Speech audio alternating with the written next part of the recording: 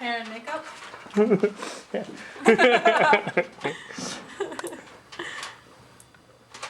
Like that? Yeah. That's so good. This is the cord hand, this is the picking hand, and this is the tool of the century.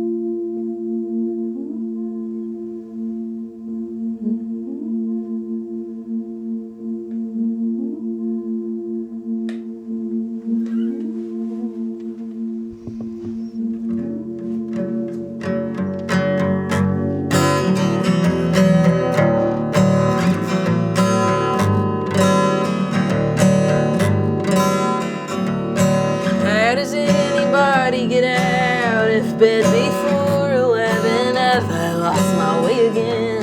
Have I lost it? Or maybe I'm just built to drive and drive and drive to a new city every day, sleep in someone's guest bed every night.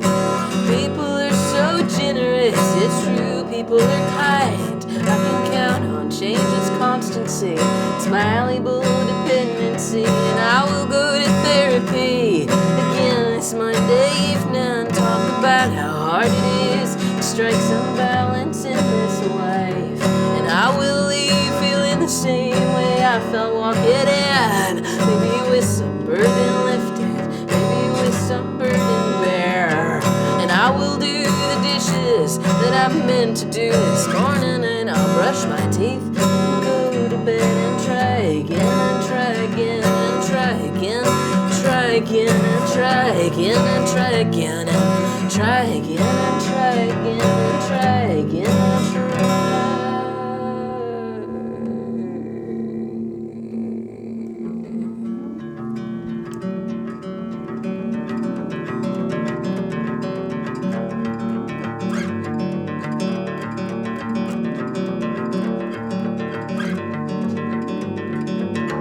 I went walking in a Hyde Park, nervous over nothing, hoping for a something, but I couldn't put my finger on it till I saw yours waving. Come on over, baby. So I stumbled straight into your bedroom, didn't think I'd find you there, and then how I did.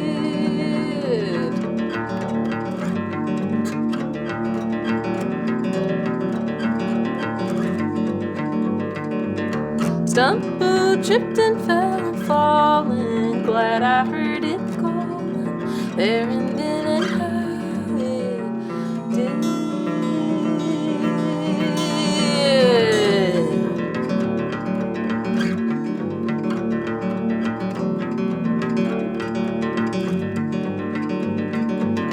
Stumbled, tripped and fell and falling, glad I heard it calling there, and then and how it did.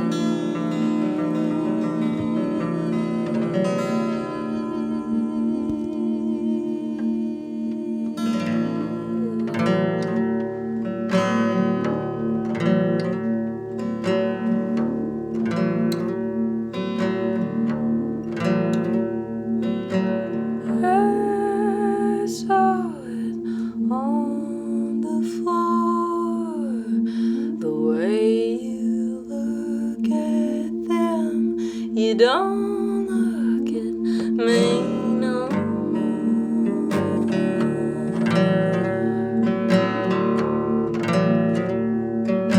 Take me out to the back, put me down real nice and easy, just like that.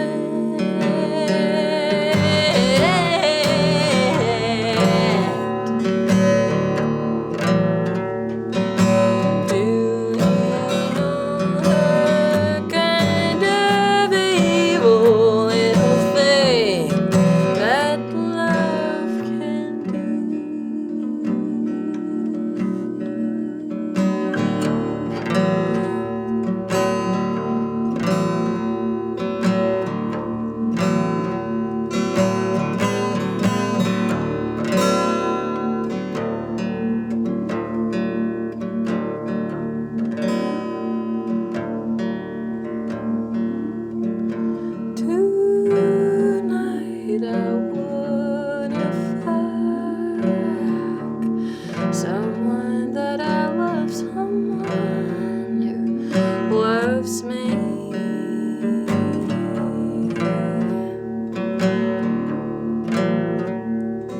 I take the posters off the wall. I'm gonna move across the country, down the hall.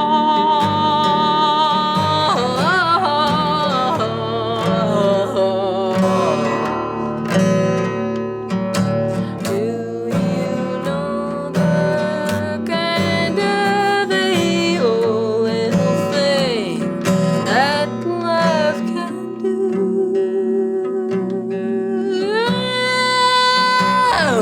Buried alive, you're still breathing, hound dog. Dig up bones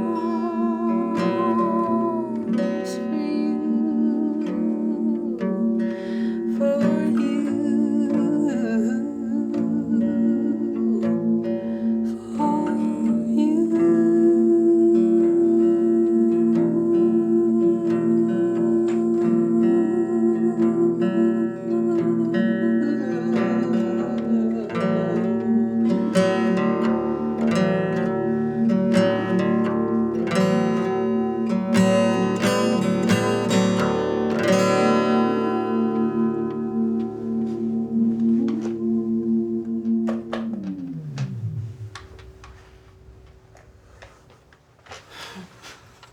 Love it. Hey. Okay, that's a cut. How the fuck are they closed? Oh, I love this part. does anyone understand? Maybe it's this. That was Oh, it was that. It was the carpet. The welcoming map. Too funny. The funny thing about this is the only key, there's only 2 keys on here that are mine. We'll start with bad bathroom, then we'll go down, and then we'll come all the way up to the VIP bathroom, and then we'll return home. Okay, sounds good. Okay, this is the ride on I'm Carroll. already in the bathroom, don't be loud. Already in the bathroom. Yeah, jump scare. Talk about Blair Witch. Okay, so we're in the Ride on Carroll building, which is a rehearsal space now for. You shouldn't have done that. It was a bad idea.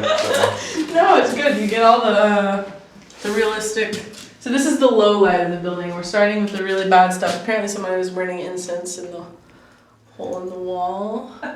So why? What makes this the really bad bathroom? Look at it. Yeah. Does it need? There's like the toilet paper rolls on the ground. There's like the dirtiest sink that anyone's ever seen. The like things are really hard to turn. That doesn't work? Question mark? Oh, just the cold water works. But it's got soap. You gotta bring your own toilet paper to this space. But and there's like the whatever is going on here that just feels really sinister. But so this is where I spent the most time in this building, the Ride on Carroll building. This room is called the Owlry, which is where Hemlock has been rehearsing for like. Do you share it with other people? Yes. So Hemlock doesn't even technically, we just are like stealthily in here sometimes because I'm not in town very much. But Andy Red, who plays in Hemlock, they are like part of this space, and so they grant us the access to this space. They work for this space. No. They just they co-rent this room. Gotcha. So there's like a number of bands that rent the room that we were just in. Options like Seth Engel, who's a dear friend and like a member of Hemlock as well. And I believe Jody and Joey Nebulous used to rent the space before they moved, and then now it's probably like Patter and the Deals and Red PK, and just a lot of the Chicago community exists within this room, and then even more, like dozens more bands within this space. Like there's like someone's jamming something down here. Nice. I've never been this far down the hallway before. But yeah, the building was a polish factory. It was the only factory building by Frank Lloyd Wright. So it's like 1905. I think it's so funny. I feel like a tour guide right now. I'm sorry. No, it's good. Where's the sound coming from? It's from this corner. Nice. Do you hear it? Yeah. Sometimes it's like, do I know this band? Oh, it's nice. Yeah. But the space, the space was, I guess it was a shoe and stove polish factory. Cool. Until who knows when, and then it was like forgotten about as a Frank Lloyd Wright building. Now it just houses all the local Chicago musicians, like rats. We're just in here until the bitter end, until the building crumbles, I guess. But do y'all want to go to the first floor? Yeah. See, there's Tobacco City, another band that I was sang with, and my former roommates. Their band has a rehearsal space in like a little hidden pocket of the first floor. Happens on the second floor where you can peek, but she's a mystery to me. Maybe it's better a mystery. Look at that though, pretty good. More googly eyes, lots of fine art. Fine. Only the finest. Fine architecture. Y'all look so good. Wait, I know that I'm being filmed, but can I take a photo of you? Fourth wall. This is so good. Hey. Oh my god. The real, like the window. Okay. Perfect. Adorable. Second floor mystery prevails. People smoke cigarettes inside, so like if you smell that, that is what's happening. This dungeon-esque door is the first floor. There's another bathroom. This one looks cleaner. It's got 3 sinks and 2 stalls. That's better than the third floor one. That's pretty nice. Yeah. That looks pretty good. Bring your own toilet paper though. So through here, there's like I wish I could get in here to show you, but the Tobacco City rehearsal space is like through this zone. They were the first Chicago band that I ever met that I ever played a show with in 2019 on the first tour that I ever went on with Little Mazarn, a Texas band that I'm in. So, Cool. yeah, I'm like sleeping at Coleslaw, who's one of the lead people of Tobacco City's house right now, which used to be my house when I moved to Chicago. So like Tobacco City's family, you know, but their zone's through there, and it's like you go through and you have to hunch down because the door is low, and then you walk up these stairs and you go to this back room where there's like this lounge area, and they have one of the rare rehearsal spaces with windows. So they've got like natural light that can get in. It kind of breaks the casino vibe. Freight elevator maybe gonna open. There's a guy down there. But I mean, there's like truly tens and tens of bands that like play here, and I feel just glad to be a part of like this little blip of its moment in history where there's like all of these like creative minds and energies nesting in the walls of this very like labyrinthian or like labyrinthine, how do you say that word, like just a very maze-like space. Do y'all want to go see the 4th floor bathroom? Sure. It's like the throne, the VIP lounge. Really? Okay, cool. It's just nicer than the 3rd floor bathroom. It's an important place for our band. So I'll have to take you there. Ba ba ba ba ba. The throne. This is the luxury bathroom. This is as good as it gets in here. A new toilet. We got toilet darts. We got toilet golf. We've got some custom art, very moody, fine art installments here. Don't be nasty. That's good words to live by. And then there's like this old school empty towel thing, a broken mirror, and then a red sink with the clam-shaped soap holder. No, I love the sign, don't be nasty. Don't be nasty. And there's like burn marks on the ceiling. That's always good. Fire hazard, please stop. I love this assessment by you. You've been to a lot of bathrooms. I'm a real estate agent, but like I specialize in bathrooms. Technically it's a half bath because there's no shower or tub. I love that. And that's nice because you really get the full effect because you're stepping up Yeah. into the throne Onto zone. it, like yeah. almost like you're stepping on a pedestal. 'Cause Yes. You're Precisely. dancing. This is the one that you go to if you need to do number 2. Oh, good info there. That is really nice. You still have to bring your own toilet paper. Oh. Yes, it's a cultural institution, the right on Carroll building. There's some songs written about it. And actually the Hemlock song, Deja Vu, references this space as well. Yeah. Wait, it says Frank Lloyd Wright. Yeah, built in by Frank Lloyd Wright. I think about that's the spot. I think about you. Yeah. Yes. And like walking up, the references like scuffing my boots on the stairs, and I don't know. It's just I've not spent half as much time here as most people in this building have, but it like scratches the itch of my little grimy DIY heart, the deepest, darkest corners, the dustiest corners of my DIY heart. It's so quiet here. It's like daytime, it's office hours, I guess, right now. But at night, it's like when you're rehearsing, all the sound kind of gets piped through the pipes that are everywhere, and you can hear all the bands kind of doing their thing.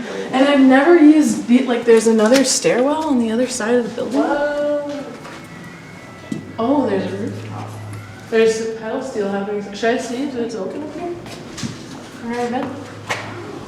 I don't think y'all can climb all the way up here, huh? But Yeah, I like almost forgot where we were. it feels like, it's got like that it's weird, it's surreal. It's a surreal space for sure. Oh, okay. This is a fun idea. When we go to the 4th floor, can we hang out in this light spot and just chat for a second? Yeah.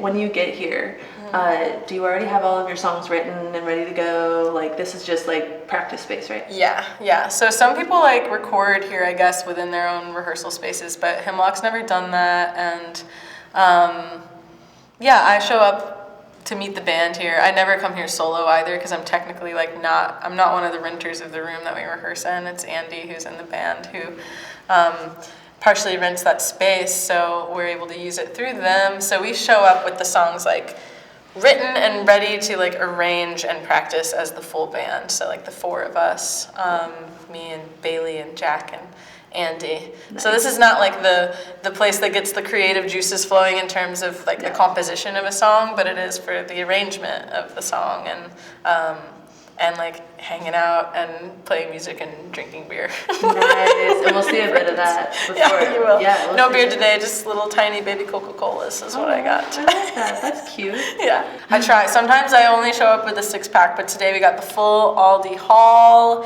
We got the cuties. We got the blackberry. You'll see it all. Later. Charcuterie, turtles, the dark chocolate covered almonds, and I got the sweet potato chips, and I got the blackberries and the apples. Oranges. Keep the snacks flowing to have a happy, healthy, thriving band rehearsal. This is one of the buildings that I miss the most when I'm not in Chicago, because it's like so singular to this space. Like everything about this place feels Midwestern grime to me, I mean, it's freaking quintessential. It's built by Frank Lloyd Wright, but left to kind of be forgotten. It's filled with creatives. It's like totally unassuming from the outside. Like one of y'all was saying earlier, you used to drive by it all the time and just like never knew like what was going on. You don't notice it, unless you know what's going on. Yeah, it plays with size and space in a really weird way. So like some things are bigger that feel like they should be smaller and vice versa. But it feels okay to be back in Chicago. I like passing through more for the people than like. My body has a hard time settling. I think just because it's a big city. I have like a lot of. I don't know. I feel like distracted energy typically when I'm in Chicago, and like lived here for 3 years, and I did love being a part of the Chicago community, and I continue to love to be like kind of a extended part of the Chicago community and having the band here. But as a space, it was hard to find places that felt like they truly like blocked out the kind of like hustle bustle of it all. And this to me feels like one of the spaces that has the good parts of the hustle and the good parts of the bustle, and then also is able, like with its thick like concrete and brick walls, to just block out all the noise, Like only noise that you're experiencing is within the building of other people playing music. And that's like, it's just so unique to me. to this space. But I'm excited to see the band and to rehearse with them for the next few days and to play. And we're recording again next week. It's actually really hard for me to find the time to write when I'm on the road. So I've been looking forward to having the solitude and stillness to like write again. I wrote the first song that I've written in I don't even know how long, a couple nights ago at the Days Inn Motel in West Memphis. I like stayed up till 5 a.m. watching Junior Pro Bowling on TV. But I wrote a song that night, and I think I'm like starting to get back into that energy with the light at the end of the tunnel from touring being that I'm moving back to Louisiana, and I found like housing there, and so That's where you're from. that's where I'm from. Yeah, I'm moving back to a small town 30 minutes outside of my hometown, and I think I'll be writing more songs then. But when you're on the road, it's like I pretty much am only touching my guitar when I'm playing a show. There's not really any, all the other time is spent driving or at the merch table or like socializing with a host or sleeping. So somebody might pass through the hustle and bustle, as I mentioned.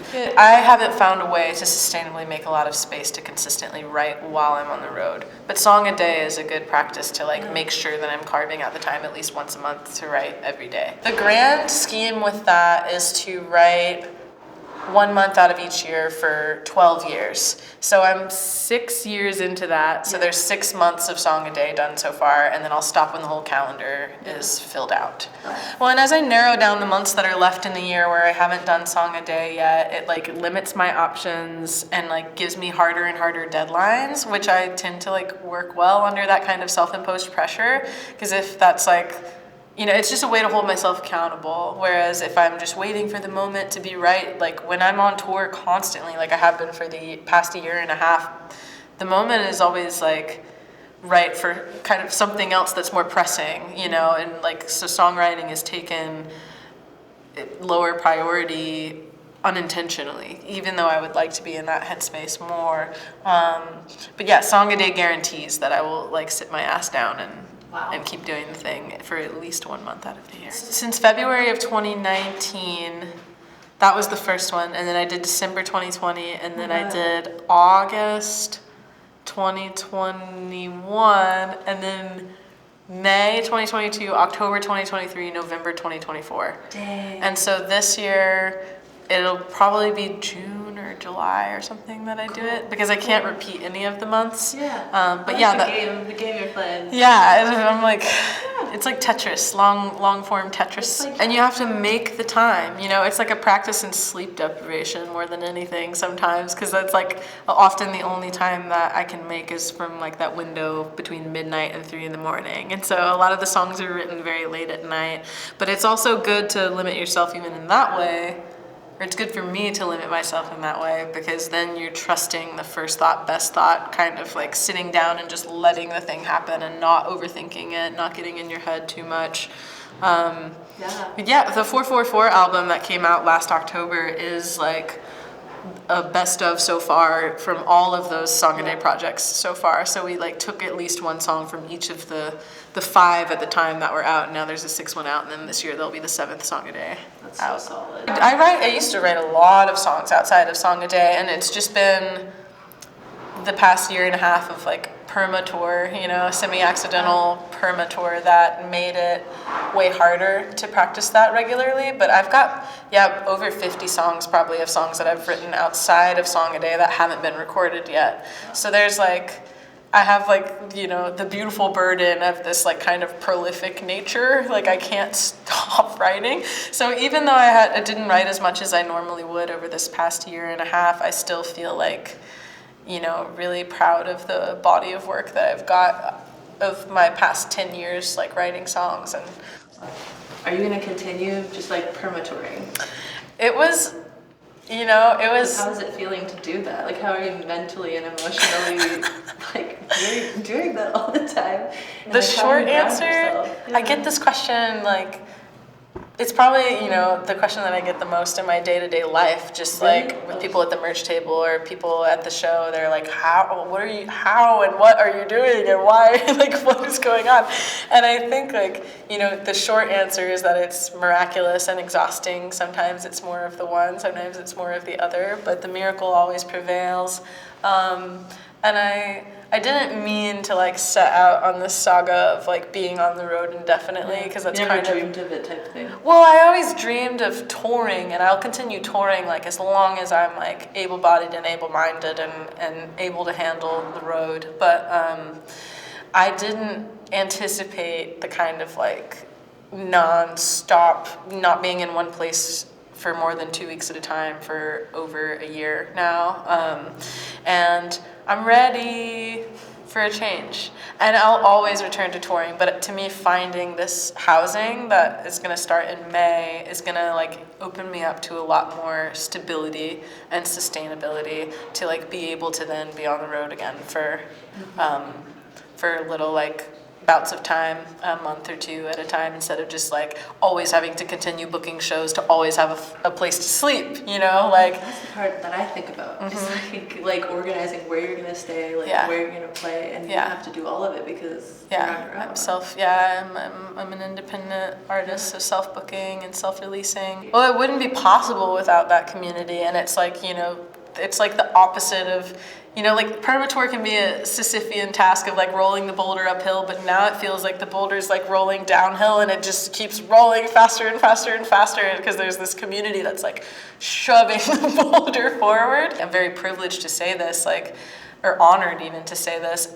The path of least resistance has become touring, which has taken years of work and years of like developing that community and sharing that community and like the reciprocity of that community. But you know, I'm learning now like when to kind of cut the cord and like take the step back and be like, okay, just because this is the door that's open to me now doesn't mean that I have to keep like lurching forward full pace. So yeah, the balance, the holy grail of balance is always what I'm trying to strike, but none of it would have been possible without like just utter generosity from every angle. Like I've not slept in a bed that is my own for over a year and a half now. And like that's nuts. Made that possible. Everyone, if someone opening a door to me every night for a year and a half, you know. What were you super surprised when you began? No, I think I was pleasantly like validated by it, or like my beliefs were affirmed back at me. I knew they were gonna be. Yeah. I knew this was gonna work out. Yeah. Kind of thing, or Yeah. Like felt it. Right, it's like a trapeze artist or something, you know, it's like either hands are gonna catch you on the other side or there's a safety net, and I feel like I've just been kind of free falling into this like infinite safety net for a year and a half, and I've not for a second been like, who's gonna catch me? I just like know that there's someone, there's something there, there's someone there. I've not had any doubt, yeah. Did you have this like trust always, like as a person? Well, no, I think I built it through touring for like over 5 years before, or I guess for 5 years before this started. Cool. So like you kind of like had little places picked out. Oh yeah. Mind, people in mind. Yeah, and I lived in the Pacific Northwest. I lived in Chicago. I'm from Louisiana. Where in the Pacific Northwest? Seattle. Oh, okay, yeah. Okay, I lived in Seattle for a brief bout of time, and then I lived in Astoria, Oregon, and I found those places from touring as well. So I've just been like, you know, trusting again the free fall, the connections, the open doors. But yeah, through touring with Little Mizarn, the Texas band that I'm in, and like my mentors and best friends and heroes, and then touring with Hemlock, touring in Beethoven, touring in Fran, touring in, you know, Merce Lemon, like a number of these projects, the connections just continue to like unfold exponentially.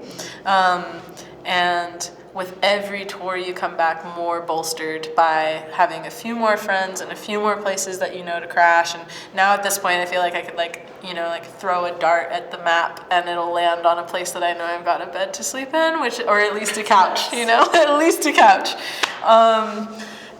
And yeah, I mean, it took years and it'll continue to take years, but there's someone everywhere. This like community that's like very decentralized is also just so widespread and gracious, and yeah, it's miraculous.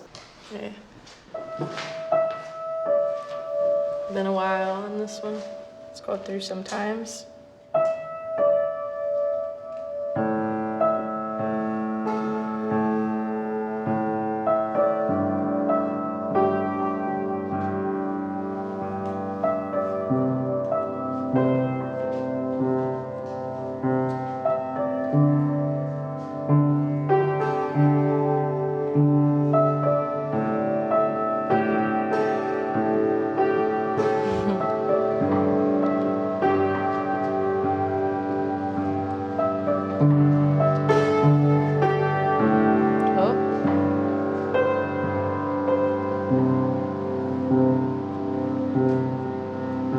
I'm teary-eyed on Commercial Street. Your neighbors paint their front porch green. The river smiles, mouth open wide. The clouds are clear, the sun she shines. The only way out is through sometimes. The only way out is.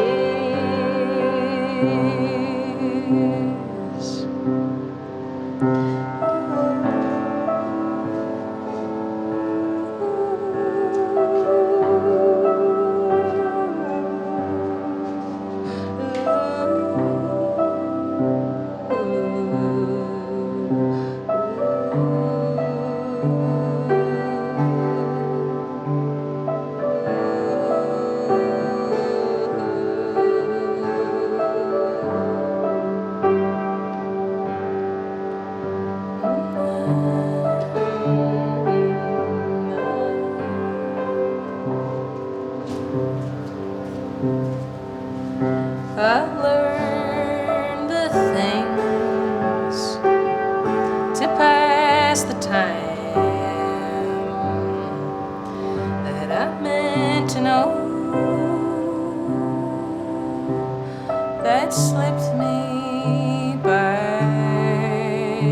I braid my hair, I cook the rice.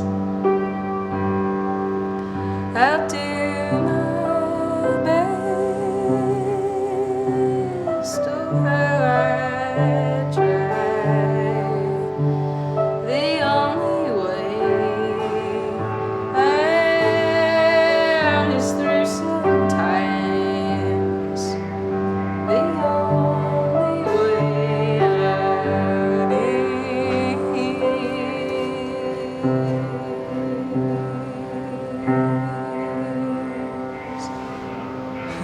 They're rocking. They are rocking down the hall. Okay. Hi, Jacqueline. Hi. Hi, Billy. It's very cold outside. Hey. Isn't it nasty out there? Yeah. It's so gross. It's sunny too now, windy. but It's it's sunny. really windy. It was Hello. sleeting when we came. What does she taste like? I haven't tried these yet, actually. Oh. So you'll have to tell me. Okay. But I think it should be good on your throat. Thanks for being here, y'all. It smells like vanilla. And it's hexagonal. Hexagonal. Ooh, what's on it?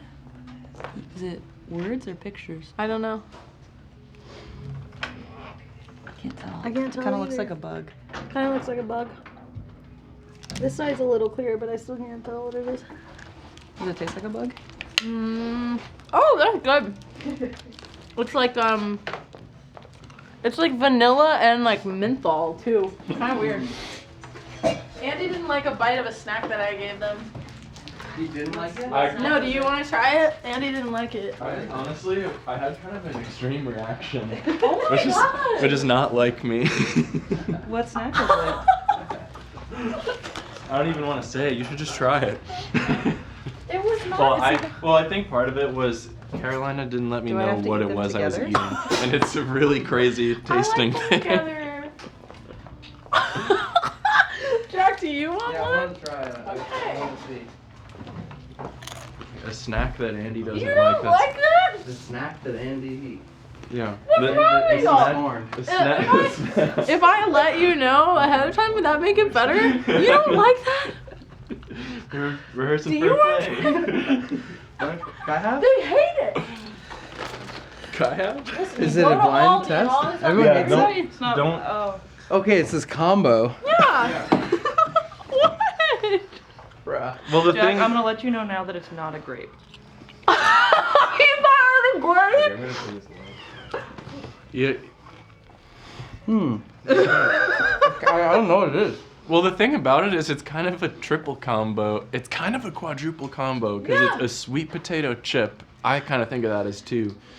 And then it's a dark chocolate covered almond, you said? That's so many things in one bite. I think it was the flavor of the chip that Yeah. got me. It's a What was I saying? Parmesan herb chip. Okay, I think it's the cheese. I couldn't Yeah. do the cheese We're part. at a potato chip. It's like charcuterie. If it had it been just sweet potato and chocolate, or just cheese and chocolate. You put fucking like crackers with cheese and little chocolate bites or whatever. I don't eat the cheese. Garlic do and that. herbs. I do. You leave Chicago for 1 month and you come back and all of a sudden nobody likes your snacks. Well, thank you for letting me try it. Thank you. You don't want anything right now. You're all set. I'm kind of feeling like Henry. I'm just really satisfied. And I'm so happy for you. if it ain't broke, don't fix it.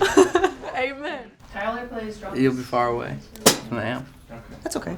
Anyway. We can adjust. I honestly think it might be kind of nice because I'm so used to being directly in front of it. It'll feel more like balanced. Yeah.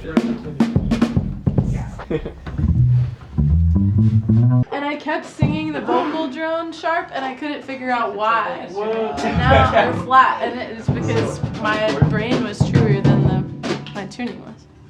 Crazy. Your heart and your brain were chips in the night. My head in the heart. Chips in the night. Chips night. Chips It in the was night. shif- That's it what was y'all had shifting in the night. earlier. That's what that snack's called that you all hated. Chips in the night. Sweet potato chip. Can y'all hear this? Should I turn it up more? Turn it up, Turn it up some.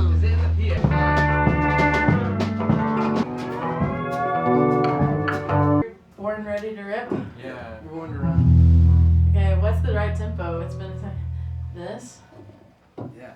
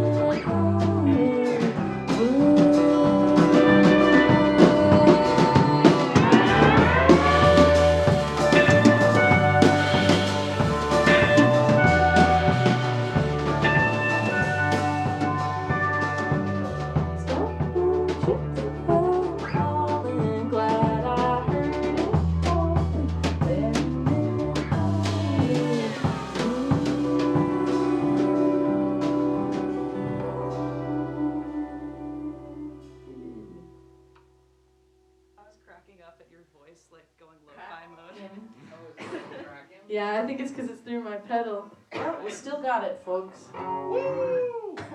Okay, now I really just wanted to ask questions about how all of you are feeling today after coming back from a lot of tour. So kind of like, what's the energy in the room today? How are you feeling about being here? Well, they just got back from Free Range tour with Horse Girl, because all three of them are in Free Range as well. So it's like Hemlock, Free Range, crossover episode vibes, and then Bailey's also in Frico, Andy's in Red PK. So the show that we're rehearsing for right now is the Free Range album release show. It's on Thursday at the Empty Bottle, but Andy's playing in all 3 sets that night, Red PK, Hemlock, and Free Range, and these guys will play 2 sets. And then I'm just doing one. I'm taking a break compared to y'all, but there is like a lot of rehearsals going on this week. How are you doing, Andy? This is the beginning of a crazy week for me. Right now I feel great, although like the snack thing, there's... Yeah, there's a snack thing that happens. Yeah, we won't... I'm a big snacker, and like I'm just not in a snacking mood today, and I feel like that's, you know, that's... So that's we're recovering from yeah. that, but we're doing it. Which maybe is for the best. Yeah. But I feel great. I feel really excited more than anything. I don't know. I feel like a little tired from being on the road, but also like we've been home for a couple days, and I've just like really relaxed hard the last few days. So I feel like pretty prepared to go hard this week. But that's just me, anyways. Bailey, how you feeling? I feel really good. Yeah, I'm really excited to be here right now. We haven't played together since our record release show, right? Well, we did, you weren't there. So last month we played the Tobacco City album release show, and that was in March, and we missed our dear Billy for that show. But the last time, Kayla, you were there too, for the December 12th, 12/12, 444 album release show at Constellation. So that is the last time we shredded as a quad unit. Yeah. A quartet, I believe they call those. Which is kind of that's become like Hemlock style, honestly. Yeah. It's like we're gonna fall right back into it, and it's gonna be incredible. I mean, like in the times when like there was a kind of like lengthy period of Chicago Hemlock, anyways, where it was just me and Carolina doing duo shows, and like we had a realization when we played a show in New York a couple months ago. We were like, because I just flew in for that show, and we just met up for that and played the set. And we were like, I don't think we have ever rehearsed for a duo set, duo Hemlock set. It's just like kind of the Hemlock vibe. It's just like spread your wings and fly. Yeah, and I do think that's something that like, you know, extended to like the full band thing is like a really cool and unique thing about this project is it's like everybody's got like a lot of freedom to try crazy stuff in like within the song, because we just all feel really comfortable with the music and like the shared chemistry that we have playing together, so it feels like there's a lot of like trust and freedom to like play the songs differently every time, and like that's okay, that's like celebrated even. How many years now, all of you guys together? We're coming up on the 2nd anniversary. That's Really? Yeah, the audio tree. Our audio tree comes out on the 2-year anniversary of our first show as the 4 of us, which was the Empty Bottle show. Whoa. As well. Wow. So That flew by. Oh I know. my god. And I was gone for the past year and a half is the other thing. So like that's the other kind of deal is that I tour solo, or I have toured solo, or like no more than duo kind of, I guess, up until this point. But we've got little schemes up our sleeve finally cooking for the summertime, and it's like such a celebration always to come back to Chicago since I don't like live here anymore, and live with the band, reunite for our little moments of time where we're all here, because it's less and less frequent that we're all in town because of all the other projects that everyone's in, constantly on the road. So we all showed up back in Chicago just a few days ago. Yeah. Definitely very fresh energy, I feel like, right now. Like, the very beginning of this rehearsal, very beginning of release show week for Free Range. Yeah. And, When's the show? That's on Thursday? April yeah, 10th. Empty Bottle. 2025. April 10th. Yes. And that's the penultimate show of Permator for me. Like the second to last till the end of like what has been a year and a half straight of touring. So that's also like a wild energy Milestone. shift. We're about to go record. Yeah, we're gonna play the show with Free Range, and then we're gonna play a different show in Madison, and then we're gonna go up to Door County and record another album, and To this place. Door County? to that place. My grandfather's sweater. Wait a second. Wait a second. Wait, can you tell me more about this Door County? Yeah, What is it's this? a place in Wisconsin, northern Wisconsin. I was kind of thinking about it today, and I feel like it's like not culturally the same way at all, but it's like in the way that people in the Midwest go there. It's like kind of like upstate Midwest, like Totally. energy to me. And my grandpa has a house there, and he passed away, but there's a property there, and I've been going there my whole life, and Bailey and I have gone there and made music several times, and yeah, I produce records like as a living. You're the producer. You're the yeah, producer. You're the mixer. that's what I do. Yeah. Yeah. And I produced and mixed our last record. So Oh. yeah, but and that was like a fucking whirlwind and so fun and just like a immediate like window into getting to know Carolina really well and like make something like super fast. Yeah. And now I feel like we all have just like a lot more experience, and I'm personally very excited to just like step into this chapter of making records more in this way, like very spontaneous, on location, like in a place that you have no idea what it's kind of going to be like, because like Bailey and I have worked there, but like it's always been different, and it's never been like very hefty recording, but now we're going to go record like an album live. Yeah, and we've never done any like full band live tracks. yeah, yeah. I think there's a lot of reasons, but it feels like very immediate, and like I really like a strong principle of recording for me is like trying to not like introduce like too many like wild variables like from what we're about to do, just like play all together. Like I like the starting point of a recording for like a live band or whatever to be like that, and like everyone together, like there's very minimal communication that needs to happen, minimal planning, minimal doubts that we can introduce. The more we stop and think, and There's a theme here. yeah, for sure. Yeah, definitely band ethos and like kindred ethos of all of us, and strong ethos of like how I make music, and I think how we all think about it. But live is just like, it's like the same reason I like recording in one room, because like you record somewhere where like the first place I learned to record was like there was an upstairs, the control room was upstairs and the studio was downstairs. So like running up back and forth, and the opposite of that is like this, like what our friend Seth has right here. You're just like doop, go, done, and then the time That's our desk right there for laptops with the music stand. exactly, like this is the type of shit that I think is just like rampant everywhere for a lot of reasons. Yeah. It's also just like it's expensive, you know, like the always comes back to labor organizing. Yes. You know, like Yeah. there's very little like autonomy of like buying power or whatever amongst the artists because of like the bottleneck of the recording industry and the music industry. So like that's literally why this shit exists. It's because we can't afford to go to the places down the street, and like I know those people and I love them and I want to go there too, but It is just so directly related to like cost of living of everything being like so insanely expensive, and like all of us are broke in here, and and it's like making a record in like the like stereotypical like professional setting is like incredibly expensive to do, especially for people who have very little money. Yeah, and also like somebody like Jack and like our friend Seth, who are like so highly skilled just through like spending years learning about it on their own, and just like through making stuff they've become really skilled. And that's just like kind of a priceless resource is like And you have a drummer and a producer. right. yeah. I'm so grateful to be in this band for a lot of reasons, but to record together is like so fun, and it's gonna be a ball.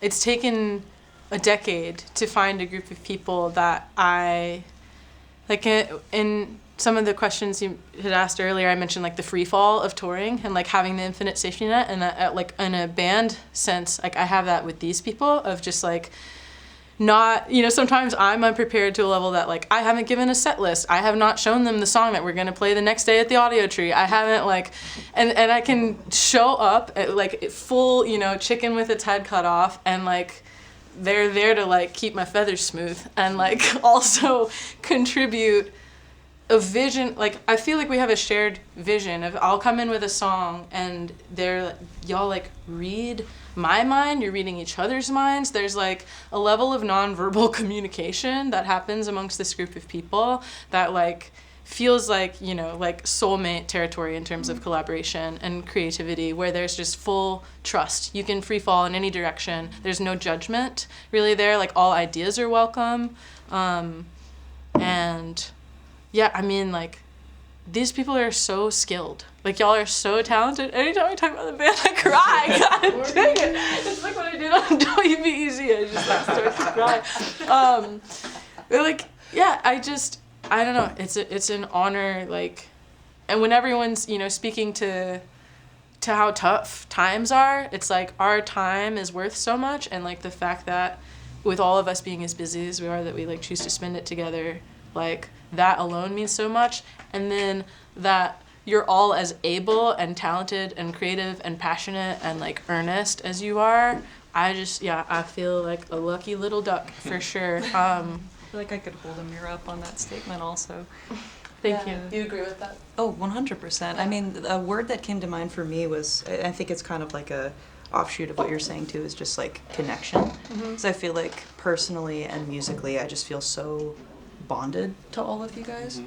And like, I don't know, I think the first context that we played together was at a show, but like when we all played together for a rehearsal for the first time, I think Hyde Park was the first song we played, and immediately as soon as we started playing, it's just kind of like, I don't know, just like eyes shut. Everybody's so in it together. It's just a lot of unspoken connection and understanding, and it's like, I don't know, it feels like the true definition of what I think a band should be. Like it should just kind of feel like a family in that way, and I trust y'all so much, and I love y'all so much, and I just, I feel like it can't really get much better than this, honestly. Well, I feel like that first rehearsal that you talked about, like, it's worth noting that we were here for like 6 or 7 hours that day. We were racing. We were like outside, like inside. doing sprints. We were just like getting to know each other, like racing down the street, and like just like we played music for like 2 hours that day, and just like hung out for the other 4.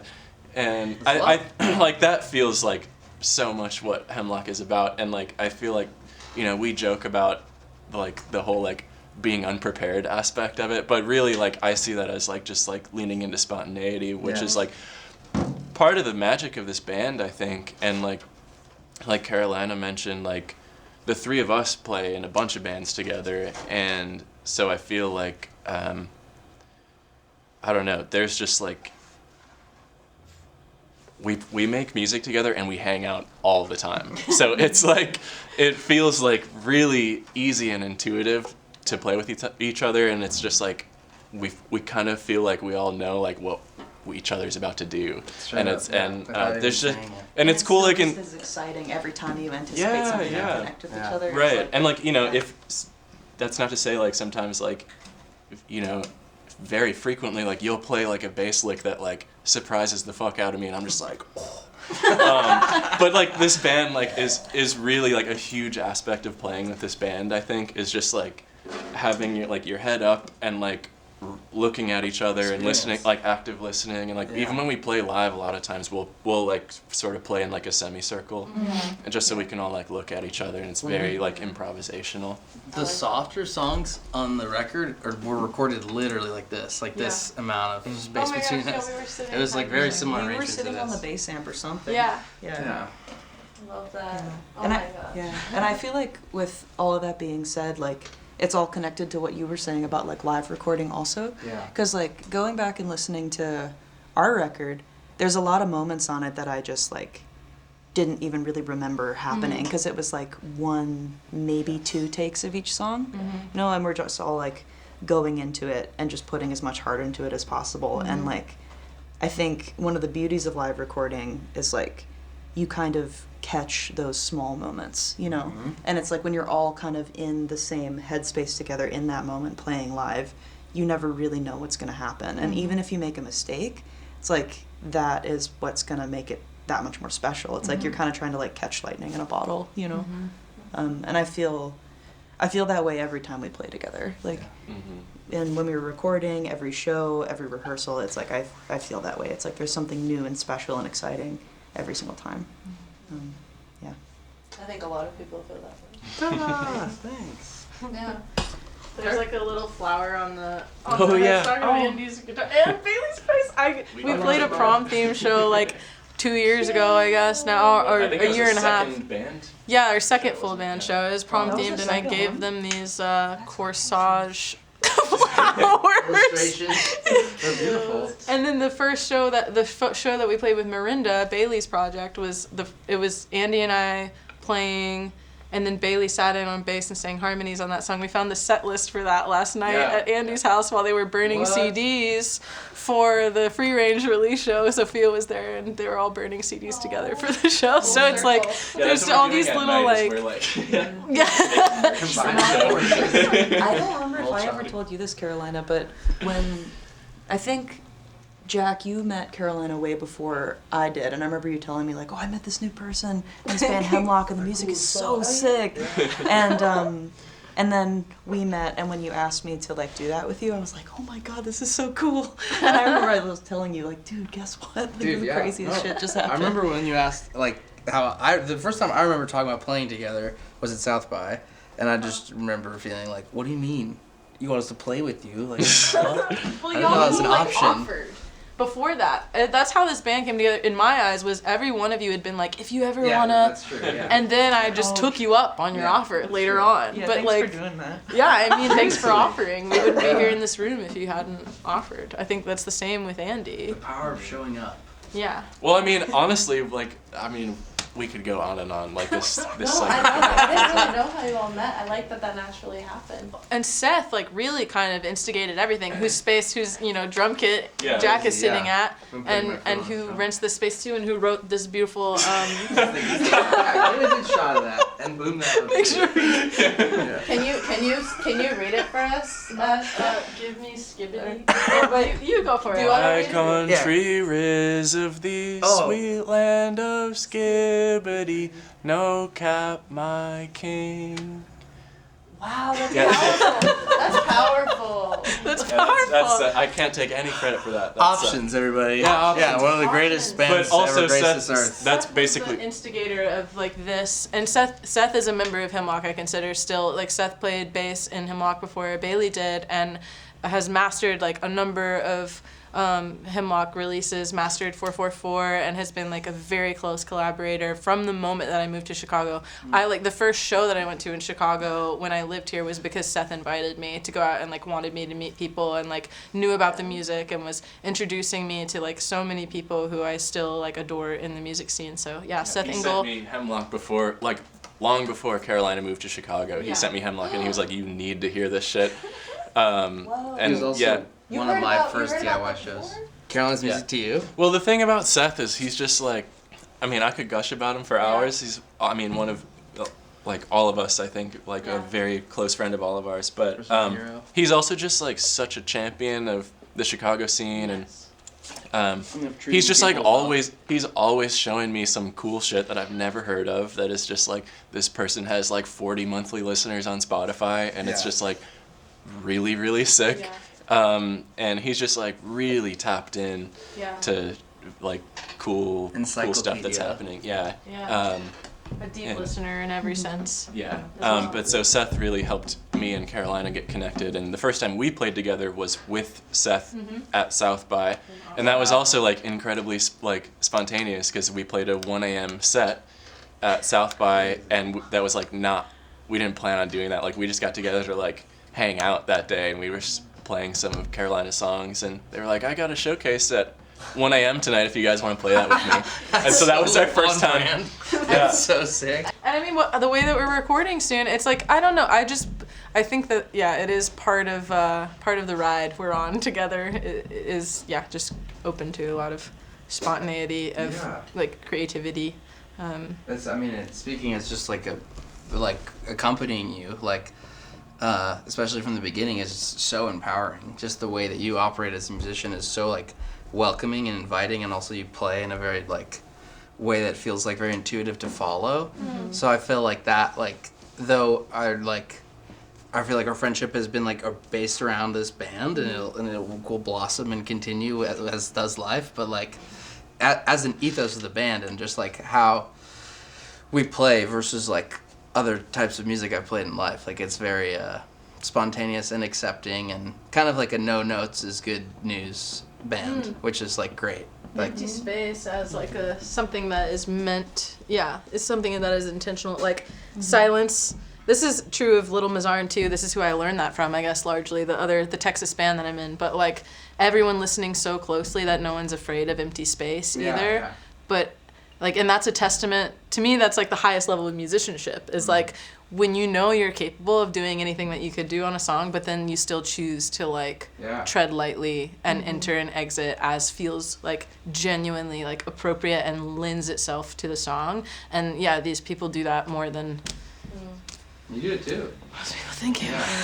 You're kind of like the leader of that in this band. Definitely, we're all kind of following you in that, I think. Well, thank you for listening with me. Yeah. I mean, this playing in this band has taught me so much about quiet and like the power of like, I don't know, just when you like kind of pull back from the mic and that's the only thing that you can really hear in the room is just like this soft, beautiful whisper almost. It's like it captivates the entire room and it's just, yeah, it's really cool.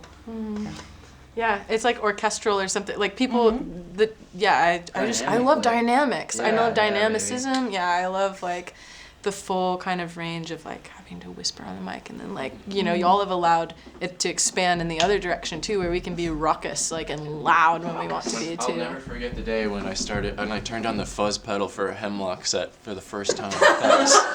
That was crazy. First buzz Hemlock. I remember what I did that day. I showed it to you. The sky was blue. Hi, I'm Carolina. And We're Hemlock. And you're watching Shared Space, episode 5.